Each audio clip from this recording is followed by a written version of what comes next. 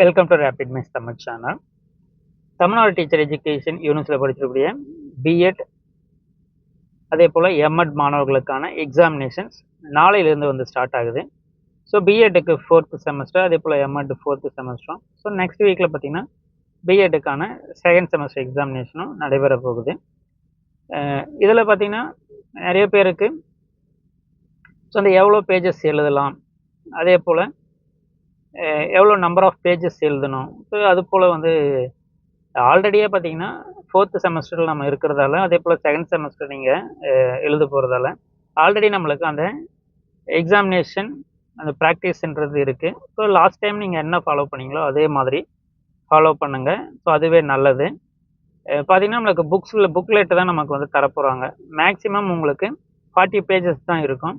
So அதெல்லாம் நமக்கு 5 மார்க்ஸை பொறுத்தவரை 2.5 பேஜஸ் ஆர் 250 வேர்ட்ஸ்ன்றதை வந்து தெரிவிச்சிருப்பாங்க. ஸோ அதில் மேக்ஸிமம் 3 பேஜஸும் 5 மார்க்ஸை பொறுத்தவரையில், அதே போல் 10 மார்க்ஸாக இருந்ததுன்னா நீங்கள் 5 பேஜஸ் ஆர் 500 வேர்ட்ஸ்ன்றதை வந்து தெரிவிச்சிருப்பாங்க. ஸோ அதெல்லாம் நீங்கள் ஒரு 6 பேஜஸை நீங்கள் எழுதலாம் 10 மார்க்ஸ். ஸோ 10 மார்க்ஸ் ஆவரேஜாக நீங்கள் ஒரு 30 மினிட்ஸுக்குள்ளேயும், அதே போல் 5 மார்க்ஸை ஒரு 10 மினிட்ஸுக்குள்ளே நீங்கள் எழுதுனீங்கன்னா இந்த எக்ஸாமினேஷன்ஸை ஈஸியாக கம்ப்ளீட் பண்ணிடலாம். ஸோ அதே போல் முக்கியமாக பார்த்தீங்கன்னா ஹால் டிக்கெட்ஸ். ஸோ ஹால் டிக்கெட்ஸை வந்து இன்றைக்கி நிறைய பேருக்கு, இன்றைக்கி நிறைய காலேஜஸ் ஹாலிடே, பப்ளிக் ஹாலிடேன்றதால ஸோ நாளைக்கு இயர்லியராக போய் வாங்கிக்கிறது நல்லது. வாங்காதவங்க, ஸோ நீங்கள் வாங்கிட்டு இருந்தீங்கன்னா பிரச்சனை இல்லை. ஸோ வாங்காதவங்க நாளைக்கு சீக்கிரமாக போயிட்டு ஹால் டிக்கெட்டை முதல்ல வாங்கிடுங்க.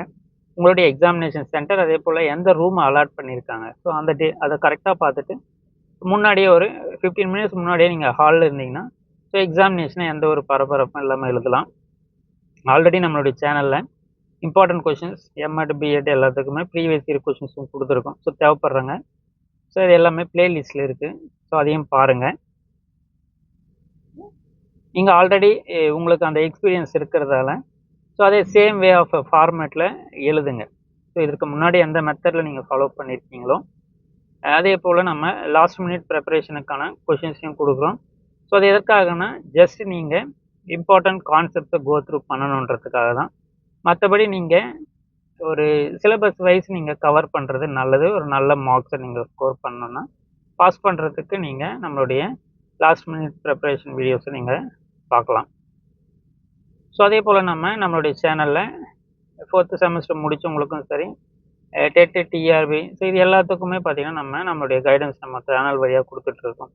ஸோ அதில் தொடர்ந்து நம்மளுடைய சேனலில் ஃபாலோ பண்ணுங்கள். ஸோ எம்எட்டுக்குமே பார்த்திங்கன்னா அதுக்கு அடுத்து தான் ஸோ பிஹெச்டிக்கான கைடன்ஸு, நெட்டு செட் எக்ஸாமினேஷனுக்கான கைடன்ஸ், ஸோ இதுவும் நம்ம தொடர்ந்து கொடுத்துக்கிட்டே இருப்போம். ஸோ மெயினாக பார்த்திங்கன்னா இந்த ஜெண்டர், ஸ்கூல் அண்ட் சொசைட்டி இந்த சப்ஜெக்டில் இன்இக்வாலிட்டின்ற ஒரு கான்செப்டை கட்டாயமாக கேட்பாங்க. ஸோ அந்த இன்இக்வாலிட்டி ஸோ அதை களைவதற்கு ஸோ இல்லை அதை இன்ஃப்ளூயன்ஸ் பண்ணுற ஃபேக்டர்ஸ் என்னென்ன, influence of gender inequality, so இல்லை அந்த இன்இக்வாலிட்டியை ஒழிக்கிறதுக்கு ஸோ என்னென்ன மாதிரியான பங்குகள் இருக்குது ஆசிரியர்களுக்கு பள்ளி, குடும்பம், so family, text book, curriculum. So அது மாதிரி வரும்போது நம்மளுக்கு இது மாதிரி நீங்கள் ஒரு டயக்ராம் ரெப்ரசன்டேஷன் பண்ணி காமிக்கலாம். ஸோ இல்லை இம்பார்ட்டன்ட் கோட்ஸை நீங்கள் இது மாதிரி மென்ஷன் பண்ணலாம். ஸோ இது போல் நீங்கள் தியரிட்டிக்கல் சப்ஜெக்ட்ஸாக இருந்தாலும், நம்ம பிஎட்டை பொறுத்தவரையிலும் உங்களுக்கு தியரிட்டிக்கல் சப்ஜெக்ட்ஸு தான் இருந்தாலும் நீங்கள் இம்பார்ட்டன்ட் கோட்ஸை நீங்கள் மென்ஷன் பண்ணி காமிச்சிங்கன்னா உங்களுக்கு அது மார்க்ஸ் வந்து கிடைக்கிறதுக்கு நல்லாயிருக்கும். அதே போல் role of teachers in developing positive attitude towards opposite gender, இந்த கொஸ்டினுமே வந்து அடிக்கடி கேட்கக்கூடியது. ஸோ அது மாதிரி இம்பார்ட்டண்ட்டு பாயிண்ட்ஸை நீங்கள் இது மாதிரி புல்லட்டன் பண்ணி காமிக்கலாம். ஸோ இதே ஒரு ஸ்டைல்லையும் இல்லை கோட்ஸாவோ இல்லை டயக்ராம் ரெப்ரசன்டேஷனாவோ ஸோ அது மாதிரி காமிங்க. எல்லாருமே ஒரே கொஷின்ஸ் தான் நீங்கள் எழுதுறீங்கன்னா ஸோ நம்மளுடைய வே ஆஃப் ப்ரெசன்டேஷன்ன்றது நல்லா இருக்கணும். ஸோ இப்போ மார்க்ஸ் நம்மளுக்கு டிஃபர் ஆகிறதுக்கு நம்மளுடைய பேப்பர் ப்ரெசன்டேஷன் தான் இம்பார்ட்டண்ட்டு. ஸோ அது மூலிமா நீங்கள் நம்மளுடைய பேப்பர்ஸை நீங்கள் செப்ரேட் பண்ணி காமிக்கிறதுக்கு ஸோ இது போல் கோர்ஸ் எல்லாம் டிஃப்ரென்ஷியேட்டாக நீங்கள் பாயிண்ட் பண்ணி எழுதுங்க.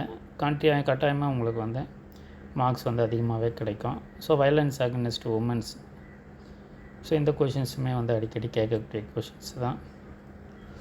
ஸோ அதில் எந்த கொஷின்ஸ் நீங்கள் எழுதுனீங்கனாலும் ஸோ உங்களுடைய வே ஆஃப் ப்ரெசன்டேஷன்றதை பண்ணுங்கள், நல்ல மார்க்ஸை ஸ்கோர் பண்ணலாம்.